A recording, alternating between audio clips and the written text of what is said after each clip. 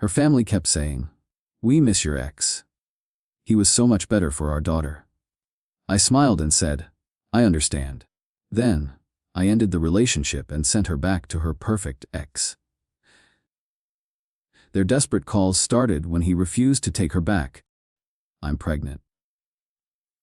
I should have known something was off the first time her mom mentioned him.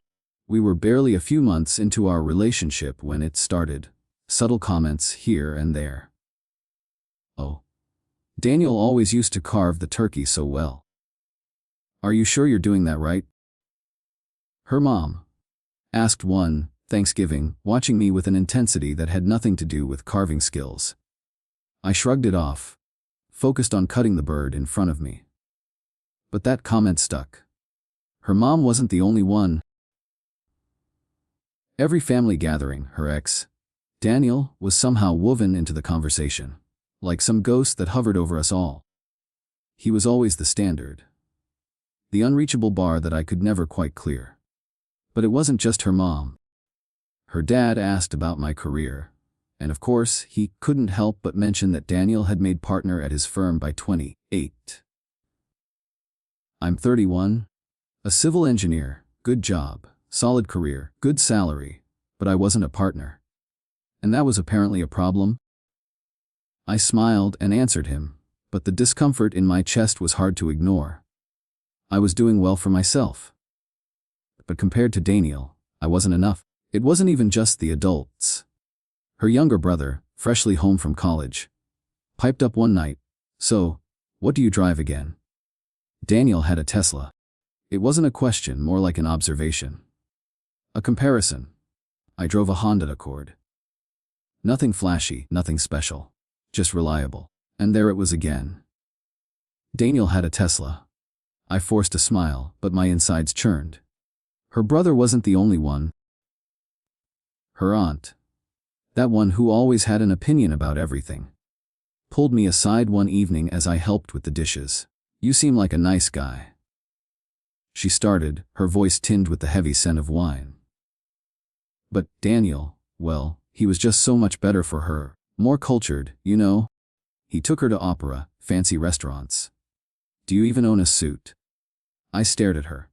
I owned 3 suits. I'd worn one to her cousin's wedding just 2 months ago. But that didn't matter. What mattered was that I wasn't Daniel. I wasn't perfect. I wasn't enough. And yet, every single person in her family, every single one, seemed to feel the same way. I wasn't the one they had chosen for her. I was just someone who was there. I wasn't sure when it started to really get under my skin. "I'm pregnant." Maybe it was the 1,000th comment, the way her family would praise him in front of me without a second thought. Or maybe it was when I realized that my girlfriend, despite hearing all of it, never once defended me. Not once. Instead, she'd give me apologetic looks, her eyes full of discomfort, but she would never say anything. The visits to her family continued. Each time, they'd find another way to bring Daniel into the conversation. And I began to feel like I was just some placeholder in her life. The man she was with until Daniel came back. She'd laugh it off, say things like, "They're just nostalgic, they miss him." But the truth was, every single visit was a reminder that I wasn't measuring up to the man they all wanted her to be with. And she never stood up for me. Not once. It wasn't until Thanksgiving, when I was literally standing there, holding a fork, barely even touching the knife to carve the turkey, that I realized how tired I was. I was tired of being compared to a ghost. Tired of being told, in so many words, that Daniel was the real choice, and that's better choice. And that's when I made the decision. I couldn't keep doing this anymore. I couldn't keep trying to fit into a mold I was never going to fill. It wasn't even about Daniel anymore. It was about me. About myself, respect. And that night, after the dinner ended, I said the words that changed everything. "I'm done competing with a ghost." Her family's reactions were predictable, but what I didn't expect was hers. She was upset, of course. But when I told her how I felt, How her family had made it impossible to keep pretending everything was okay. She went silent. She didn't defend me. She didn't say she would fix it. That silence, that moment of realization, hit me harder than any words. It wasn't just about her family anymore. It was about her, too. She hadn't been on my side. Not really. I understand, I said quietly. And then, in that moment, I ended the relationship. I didn't know what she would do. I didn't know what Fi would do next. But I knew one thing. I wasn't going to stay in a relationship where I was constantly reminded I wasn't good enough. After that night, I thought it would be easier. I thought that, once I made the decision, it would be over. But the thing about breaking up with someone, when there's so much history, and so much unspoken hurt, is that it's never as simple as just walking away. The days that followed were filled with silence. I spent the next few hours pacing around the apartment, trying to convince myself I had made the right choice. But each time my phone buzzed, "I'm pregnant," my heart would race. I had this sick feeling in my stomach, knowing it was her. I didn't want to hear what she had to say. I didn't want to hear anything about how I was overreacting, or how I was the one who was wrong. I didn't want to hear that it wasn't that bad, that I was being sensitive. The problem was, I wasn't sensitive. I wasn't overreacting. I'm pregnant. I had been pushed to the limit by her family's constant comments, their comparison of me to a man who wasn't even in the picture anymore. And she never stood up for me. Not once. Not even when they mocked my job, my car, the way I dressed. Her family had made it clear who they thought was the better choice. The perfect man. Daniel. The guy who could do no wrong. I wasn't him. And every visit, every comment, every snide remark reminded me of that. I heard her calling from the other room, her voice small and unsure, like she didn't know what to say. "Iddy, we need to talk," she said. My stomach twisted as I walked to the living room. She was sitting on the couch, looking at me like she didn't know how to fix things. I stood in front of her, arms crossed, my mind made up. "We've talked enough," I said. "I'm done. I can't keep doing this." She looked at me, eyes wide, like she didn't understand. "What do you mean? What's going on? You can't just end things over something like this." I felt a mix of anger and exhaustion. "You never defended me. Your family never stopped comparing me to him. It was like I didn't even exist." I stepped back, pacing again, trying to calm myself down. "And I'm tired of it. I'm tired of feeling like I'm not good enough for you, for them." Her face fell. "You're being dramatic," she whispered, looking away. I froze. Dramatic. My heart pounded in my chest. Dramatic. Are you kidding me? Your family has made it clear I'm not the one for you. Your mom, your dad, your brother. They all love him more than they'll ever love me. And you don't do anything about it." She looked back at me, her eyes pleading, but I couldn't ignore the truth anymore. "You're right. I'm done competing with a ghost. If he was so perfect for you, then why are you still with me?" She shook her head, as though she couldn't quite comprehend what I was saying. "I don't want to be compared to him either, Eddie. I've told you that." "Then why didn't you ever stand up for me?" I asked, my voice low, almost a whisper. "Why didn't you ever tell them to stop?" She didn't answer. There was no excuse for what had happened. No explanation that would make it okay. And that was it. That silence spoke louder than any apology could have. I knew what I had to do. I took a deep breath, trying to steady my nerves. "I'm done. I can't do this anymore.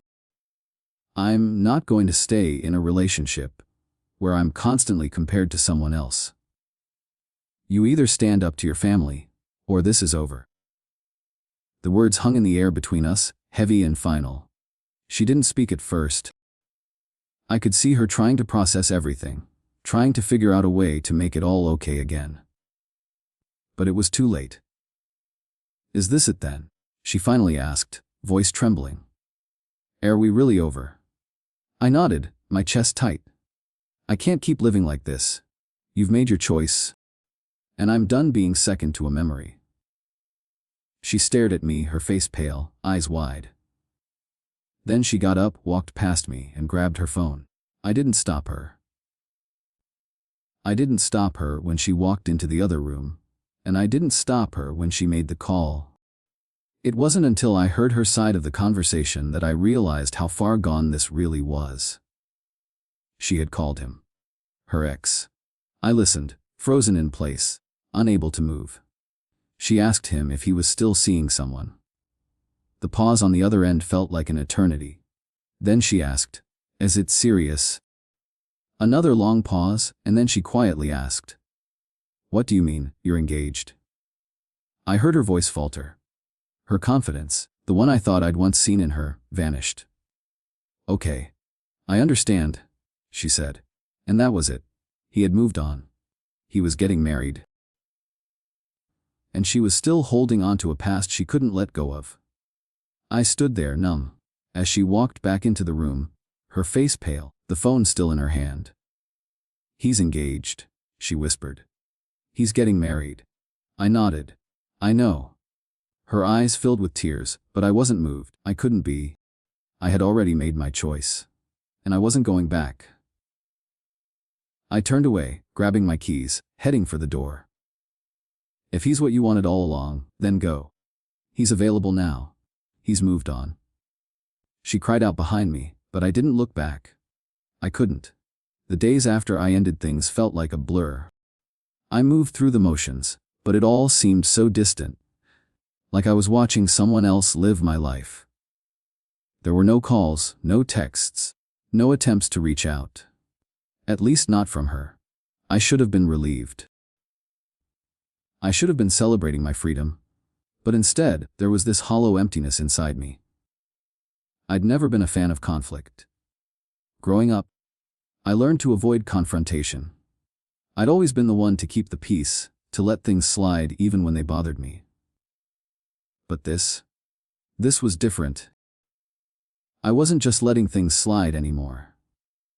I was standing up for myself in a way I never had before. It felt empowering, but also terrifying. Because when you finally stand up for yourself, you also have to accept that it's over. For good. But despite the silence, despite the fact that I was the one who walked away, it wasn't long before the call started. It started with her. Her voice was shaky when she left the first message.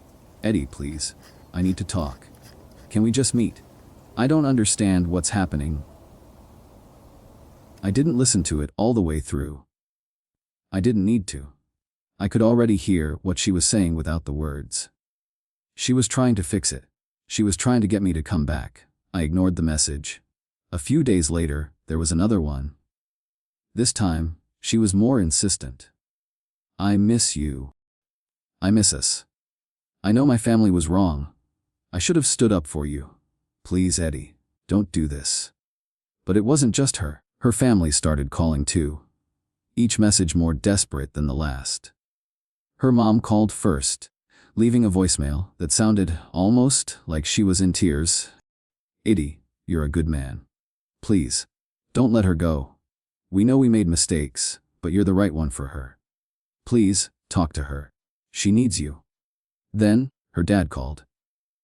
"I don't know what happened between you two, but you need to be a man about this. Don't abandon her. Work things out." Work things out. That's what they all wanted, right? For me to work things out. To forget the constant comparisons, the insults disguised as compliments. They wanted me to be the one to cave in, to fix it. They thought they could manipulate me into coming back. But I wasn't falling for it. Not this time. I didn't call back. I didn't respond. I couldn't. It wasn't just about her anymore. It wasn't even about her family. It was about me. It was about how I had allowed myself to be treated for so long. How I had let my worth be measured by someone else's standards. How I had let her family define who I was. And worse, how I had let her sit by and let it happen. The silence stretched on, days turning into weeks, but still, the messages kept coming. Her brother texted, "Look, I get it. I know things are hard, but she's really broken up about this. You were good for her. Don't throw that away." Her aunt tried calling. "You know, we're all really sorry. We didn't mean to hurt you. You're a good guy. She just needs you. Please, Eddie." I was tired of hearing it. Tired of being told that I was the one who needed to make things right. Tired of being told that I was the one who had to fix it, when I had been the one who'd been disrespected. So, I did what I'd been doing since that night, ignoring them. And then came the bombshell. I was sitting on the couch, scrolling through my phone when my phone buzzed. I glanced at it, expecting another message from one of them. Instead, it was from her. The text was short, but the weight of it hit me like a punch to the gut. "I called him. He's engaged. I thought maybe he'd want to talk, but he doesn't. I'm sorry, he's moved on." For a moment, I didn't know what to feel. Relief, anger, or maybe just emptiness. I didn't reply. I didn't need to. I already knew what it meant. He was gone. He had moved on, built a life, and left her in the past. And now, she was finally realizing it. She wanted to talk, but I wasn't interested. I had no desire to listen to her regrets or her apologies. She had made her choice when she let her family treat me like I was invisible. She had made her choice when she allowed them to tear me down while she said nothing. I stayed in the silence that followed. I let it sink in. It was over. And for the first time in a long time, I felt a sense of peace.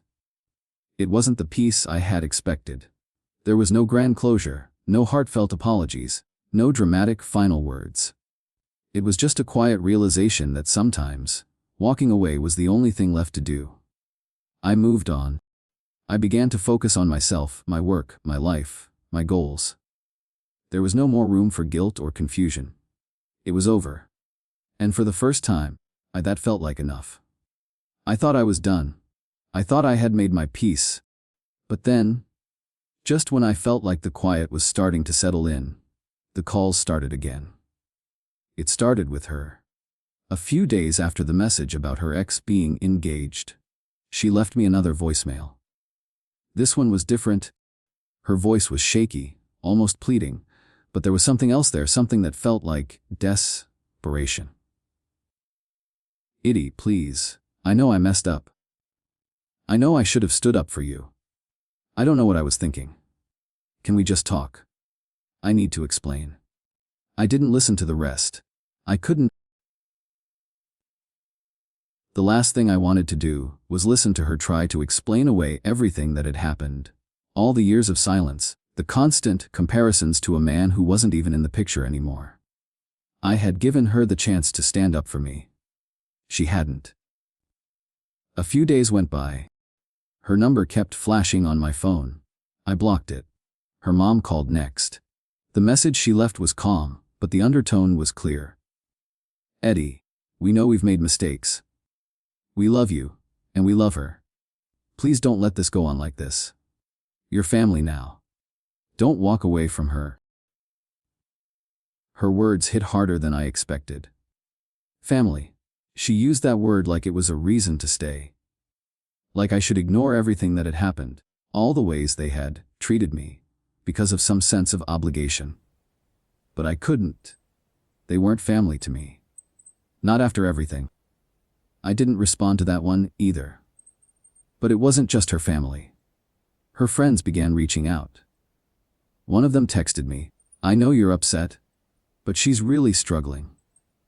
Please don't do this. You're the best thing that ever happened to her." That was the line that really got to me.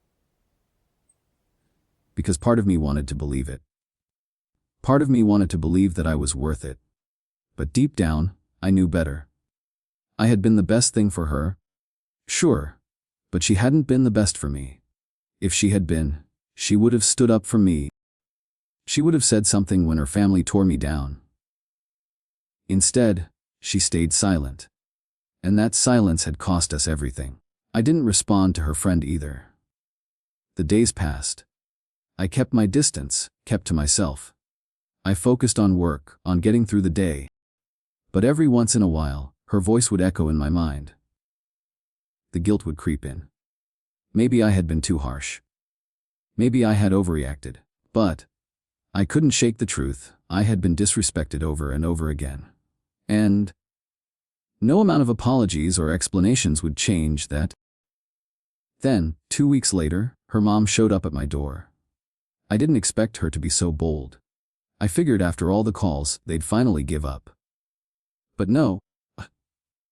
She was standing there knocking on my door like nothing had happened. I opened it, not knowing what to say. She stood there, looking at me, like she had some kind of right to be there. "Eddie," she started, her voice soft but firm. "We need to talk." I stepped back, allowing her inside, but I didn't invite her in. "I don't know what you expect to say, but I'm done. I told you all what I needed. I told you how I felt.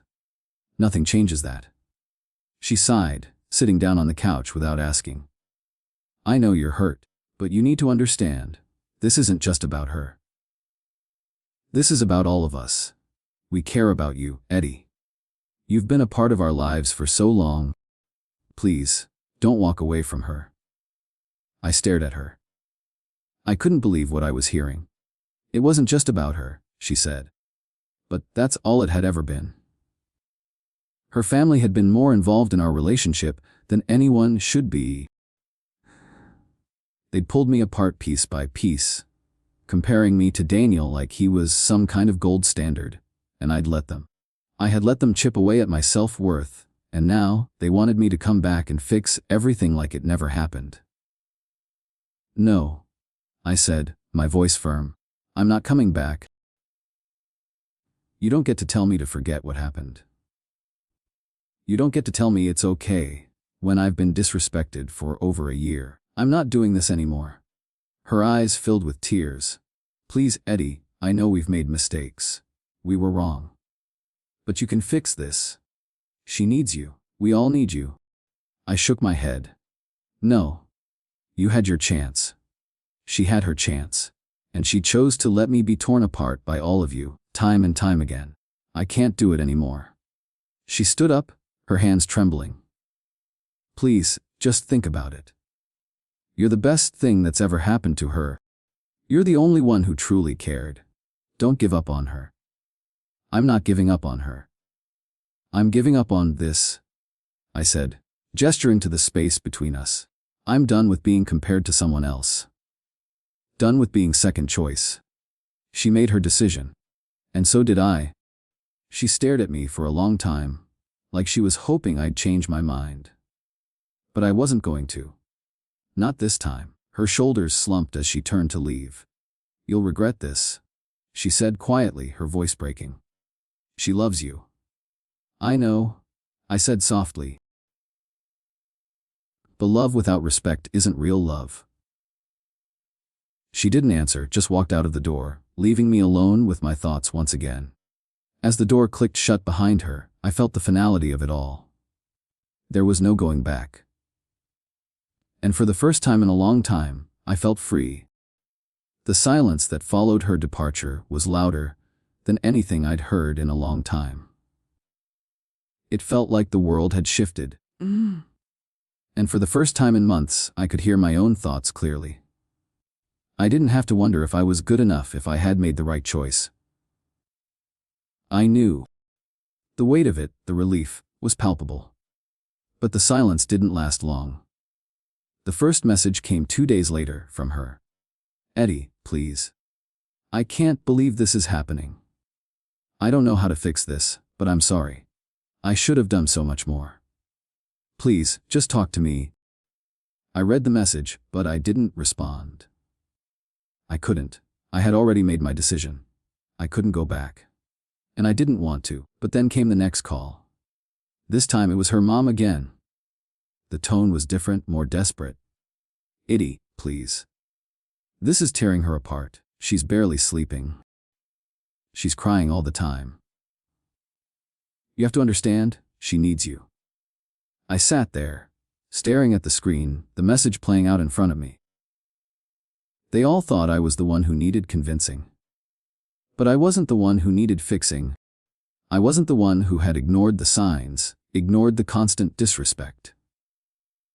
The truth was, her family had failed us both. And they weren't going to fix it now. I turned off my phone, leaving it on the table. I didn't want to hear it anymore. I'm pregnant. I didn't want to hear their apologies, or their pleas for me to come back. I knew what they were trying to do. They were trying to erase the consequences of their actions, trying to undo what had already been done, but it was too late. I focused on work. I focused on anything that didn't involve them, anything that didn't remind me of her. But then came the third message. Her brother. I know you're mad, but she's really hurting, man. She really loves you. Please, just talk to her. You were so good for her. Don't walk away like this. I couldn't even bring myself to reply. I didn't want to get caught up in their web of guilt and second chances. It wasn't about love. It was about respect, and I wasn't getting it from her. I wasn't getting it from her family. The calls stopped for a while, and I thought maybe they had finally accepted it. But a week later, I was getting a message at work. It was from her. I talked to him, she said, referring to Daniel, her ex. He's engaged. I thought maybe there was still a chance for us, but he moved on, and I didn't know what to do with myself after that. I feel so lost, Eddie. I stared at the text, feeling that familiar twinge of frustration building in my chest. She was still lost in the past. She was still clinging to the idea of something that had long since ended. I wasn't going to be her safety net. I wasn't going to be the guy she turned to when things with him didn't work out. I took a deep breath, put my phone down, and sat back in my chair. I knew what I needed to do. But the guilt, it still lingered, like a shadow following me wherever I went. It didn't matter that I was in the right. It didn't matter that I had walked away because I had to. It was still hard to let go. Her family started reaching out again. First, her aunt sent a text asking if I would reconsider. Then her cousin tried, telling me how much I meant to them, and how they all regretted the way they treated me. They wanted me to come back. They wanted me to forgive them, to forgive her. It was a lot to process. A lot of pressure to handle on my own. But the more I thought about it, the clearer it became. There was no going back. Not for me. Not for her. The phone rang again late one night. It was her mom. Eddie, please. She's a wreck. You can't just leave her like this. You're the one she wanted. You're the one who made her happy. Please, for her sake, just talk to her. I rubbed my temples, feeling the weight of her words pressing on me. But I couldn't do it. I couldn't be the man who kept taking the blame for everything. I couldn't keep carrying her burden, or her family's. The final straw came when I got a call from my boss. He was frustrated, and I could hear the tension in his voice. Eddie, I need you to explain something to me. We've been getting negative reviews on the company website. The reviews are from people claiming you abandoned a relationship and aren't trustworthy. I froze. I didn't know what to say. My first instinct was to laugh it off, but the frustration in my boss's voice made me realize this was no joke. Do you have any idea who's doing this? My boss asked. I felt the heat rising in my chest, the anger bubbling up. It's my ex's family. They've been harassing me since the breakup. I ended the relationship, and they can't seem to let it go. Don't worry, he said. We'll take care of it. But you need to make sure this doesn't affect your work. Let me know if it gets worse. It was a blow I didn't expect. But in a way, it felt like everything was finally coming to a head. They weren't just reaching out anymore. They were trying to ruin my life, to make me the bad guy for ending something that had clearly been toxic for me. But I wasn't going to let them win. Not now. Not ever. I moved forward. I focused on my work, on my own life. I didn't need them. I didn't need her. And then came the final act of their desperation. My ex's cousin created a fake dating profile, trying to lure me into a conversation. I saw it for what it was immediately. Another attempt to get me back. I blocked the profile and reported it. I wasn't going to let them manipulate me anymore. Not even from behind a screen. It was clear now. They weren't going to stop. They would keep trying to manipulate me, guilt me, push me to go back to a relationship that was over. But I wasn't going to cave. I was done. And this time, it was for good. A few weeks passed without any more desperate attempts to contact me. I thought the silence would bring peace, but instead, it left me feeling disconnected. I'd gotten so used to the noise, the constant reminders of how I wasn't enough, that I didn't know how to be alone anymore. There was no guilt, no longing for her. It was just the weight of moving forward when nothing felt quite right anymore. I had pushed her and her family out of my life. I had made the decision to let it all go. But there was still that nagging thought in the back of my mind, what if I had made a mistake?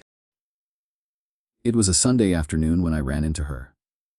I didn't expect it. I hadn't even considered that I might see her again. I was standing in line at a coffee shop, just grabbing my usual, when I heard someone behind me. I turned around, and there she was. She froze when our eyes met. For a moment, we just stared at each other. I could see the hesitation in her eyes, the way she was waiting for me to say something. I wasn't sure what I expected, but it wasn't this. "Hey," she said, her voice quiet. She looked the same, maybe even a little different. But there was something in her eyes that wasn't there before. Something that made me hesitate. "Hey," I replied, feeling a strange mix of calm and tension in my chest. "How are you?" "I'm good," she said, her gaze dropping to the floor for a moment. "I'm in therapy now, working on things, boundaries with my family." She looked up again, as if searching for something in my eyes. "I've been trying to get my life together." I nodded slowly, taking it all in. She was telling me all the things I had wanted to hear all along. But it didn't matter anymore. I had made my peace with what had happened. I wasn't here to fix her, to fix us. "That's good," I said quietly, my voice more neutral than I expected. "I'm glad to hear it." There was a slight pause, and then I added, "I've been good too. I'm moving on." Her face tightened, like she was bracing for something. "I'm really sorry, Eddie. For everything. For not standing up for you. I was scared of losing them. And I didn't want to lose you too." I didn't know what to say. The apology felt too late, but I could hear the sincerity in her voice. She had finally realized what had been so obvious to me from the start. But it didn't change anything. "It's okay," I said, though it didn't feel like the right words. It wasn't about losing me. It was about not respecting me. And I can't go back to that. She looked down, her expression faltering. "I know. I see that now." We stood in silence for a few moments, both of us unsure of what to say next. The weight of everything that had happened hung between us, and no amount of apologies could erase the past. "I know this doesn't fix anything," she said quietly. "But I've learned a lot, Eddie. I just wish I had learned it sooner." I took a deep breath, letting the tension drain from my shoulders. You can't change the past. All you can do is move forward. She nodded, her eyes welling with tears, but she didn't let them fall. "I just wanted you to know that I never stopped loving you. I'm sorry it took me so long to realize what I had." I felt a pang of sadness, but it wasn't for her. It wasn't for us. It was for what could have been if things had been different. But I couldn't linger in that place. I couldn't let myself be trapped in the past. Not anymore. "I'm sorry too," I said, the words feeling final, but not harsh. "I'll always care about you. But I'm not going back to who I was when we were together. I've moved on." She nodded, her lips trembling. "I understand." There was a long pause. She didn't say anything else, and neither did I. We stood there, two people who once shared so much, now strangers to each other. I could feel the finality of it in the air, the weight of a chapter that had closed. And for the first time in a long time, I felt at peace. "Goodbye, Eddie," she said softly. "Goodbye," I replied, watching her walk away. As I stood there, watching her disappear into the crowd, I realized I wasn't angry anymore. I wasn't sad either. I was just free. It had taken so long to get here, to finally let go. But it was over now. For both of us. And that was enough. I turned back toward the counter to get my coffee, feeling lighter than I had in months. It wasn't the end I had imagined, but it was the one I needed. And for the first time in a long time, I felt like I was exactly where I was supposed to be. There was no looking back. Only forward. Weeks passed, and the world felt quieter. I had moved on, or so I thought. The calls, the texts, they stopped coming. Her family had finally given up. But what I didn't expect was how much emptiness would settle in their place. It wasn't just the end of a relationship. It was the end of the life I thought I had built. I threw myself into work, focusing on projects that had been lingering in the background for too long. I wasn't just keeping busy, though. I was running away from the quiet, from the stillness that was left after everything had fallen apart. It was easier to work than to think. Easier to keep my mind occupied than to confront the feelings that crept in when I was alone. Still, every so often, I would catch myself looking at the phone, wondering if she'd reach out again. But she didn't. And honestly, I was glad for it. I needed the space. I needed to move forward. And the best way to do that was to stop looking back. That's when I started to notice the little things. The things that had always been there but had never seemed important. Like how much I enjoyed my quiet mornings. Sitting on the couch with a cup of coffee, not having to explain myself to anyone. I had become so used to the noise, the constant judgment, the comparisons, that I didn't realize how much I had been drowning in it. One morning, I went out for a run. It had been a while since I'd done anything for myself, just for the sake of it. The sun was just rising, casting a soft glow on everything. The world felt clean, fresh. It was like I was seeing it through new eyes. No expectations, no pressure. Just me? When I came back, I felt better than I had in a long time. Stronger. I realized that I hadn't just been running away from my past, I had been running towards something. Towards myself. And for the first time in what felt like forever, I felt at peace with who I was. It wasn't long before the next big change came.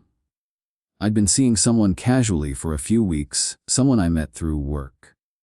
Her name was Lily. She was kind, confident, and had a way of making me feel like I wasn't just good enough, but that I was worth her time.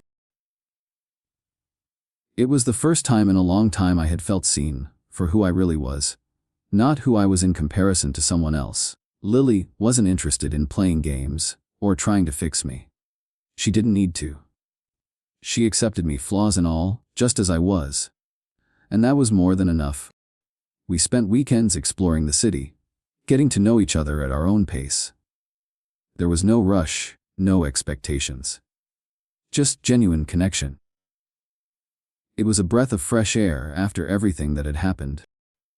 One evening after a particularly long week, I was sitting on the couch, my feet propped up on the coffee table, when Lily sent me a text. We should talk about us. I had no idea what she wanted to discuss. We were doing well, or so I thought. When she showed up that night, she was quieter than usual. I could see the hesitation in her eyes. "Hey," she said, sitting down next to me. "I just wanted to let you know. I'm not looking to change you or rush things. I like what we have. I think it's worth exploring. But I wanted to make sure you're really okay with everything. With us." I smiled, relieved. "I'm more than okay.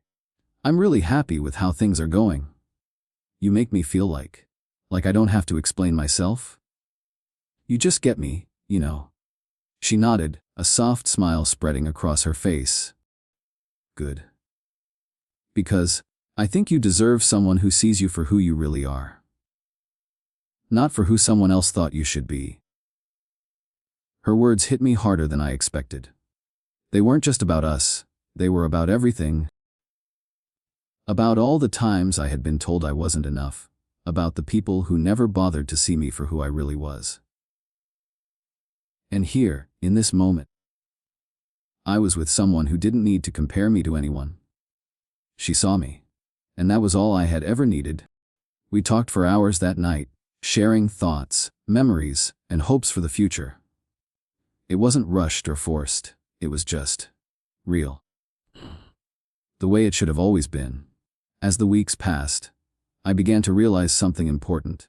I had spent so much of my life waiting for validation from others.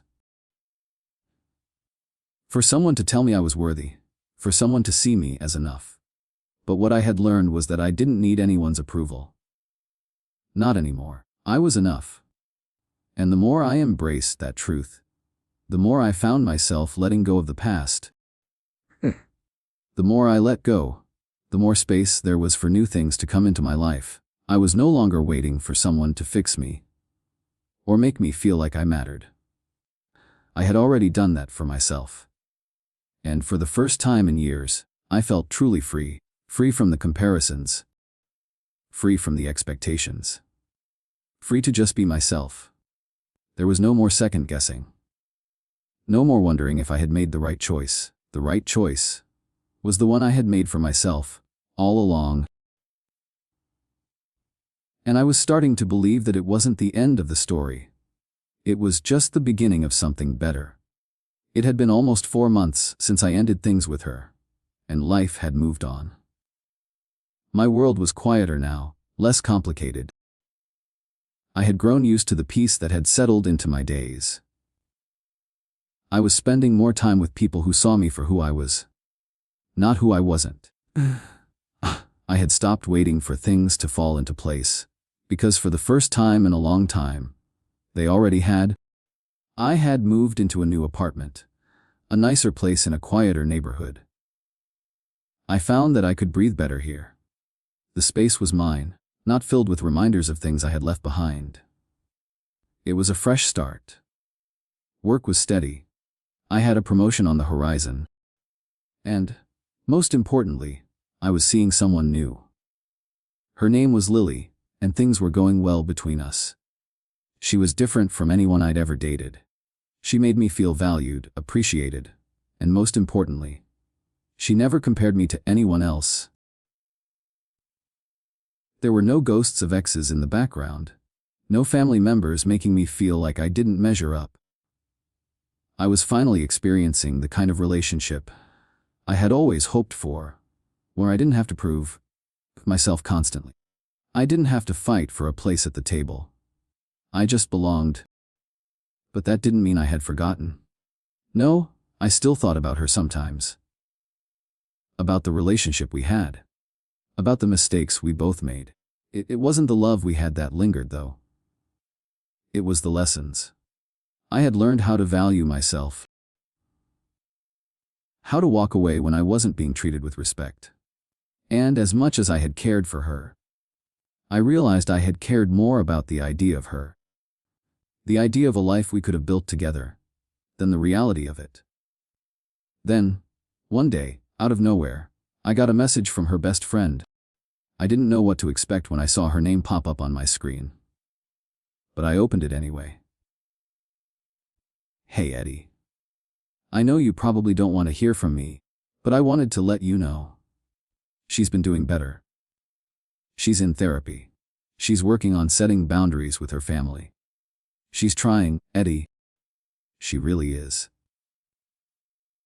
I stared at the message for a moment, wondering if this was her last attempt to reach out through someone else. I didn't respond right away. I didn't need to. I knew where I stood. A few days later, I ran into her at the grocery store. It wasn't planned, obviously. I hadn't even noticed her at first. But when I turned around to grab something off the shelf, I saw her. She was standing a few feet away, a basket in her hand, looking at me with that same familiar look. I stopped. For a moment, neither of us said anything. It wasn't awkward, not exactly. But there was a tension between us that I hadn't expected. She was the one who spoke first. "Hi." "Hey," I said. My voice sounded calm, almost indifferent, even though inside my heart had picked up its pace. "How are you?" I'm doing okay. I'm trying to do better, Working on myself." Her words were measured, but I could hear the sincerity in her voice. I nodded. "I'm glad to hear it." We stood there for a moment, neither of us knowing what to say next. But the silence between us wasn't uncomfortable. It was just final. "I just wanted to say that I'm sorry for everything," she said, her voice quieter now. "For not standing up for you. For letting my family treat you the way they did. You didn't deserve that." I could tell she meant it. I could see it in her eyes. But I also knew it didn't change anything. "I know," I said. "It's in the past now." I paused for a second, looking at her. "I'm sorry it took you so long to realize it, but I'm glad you're doing better." She smiled, but it was small, like she was trying to hold back something. "I never stopped loving you, Eddie. I couldn't see how much I was hurting you until it was too late." I took a deep breath, my eyes softening. "I know. And I never wanted to hurt you either. But I've learned something too. You can't keep living in someone else's shadow. You have to make your own decisions, for yourself." She nodded, looking down for a moment, taking in my words. "I'm happy for you, Eddie," she said quietly, then looked up at me, her eyes meeting mine. "You deserve to be happy." The words hung in the air for a moment, and then, just like that, she turned and walked away, disappearing into the aisles of the store. I stood there for a few more seconds, just taking it all in. For the first time, I didn't feel like I was carrying the weight of the past with me. I didn't feel the sting of all the things that had happened. Instead, I felt a kind of peace, a real peace. I had finally moved on. She had too. It was over. And neither of us was looking back anymore. I finished my shopping, walking out of the store with a sense of calm I hadn't felt in a long time. For the first time in a long time, I didn't wonder what could have been. I didn't miss what we had. I was content. Because I was finally free, and that was enough. And that was enough. It was the end of this chapter and the start of something new. Something I could shape on my own. And that felt pretty damn good.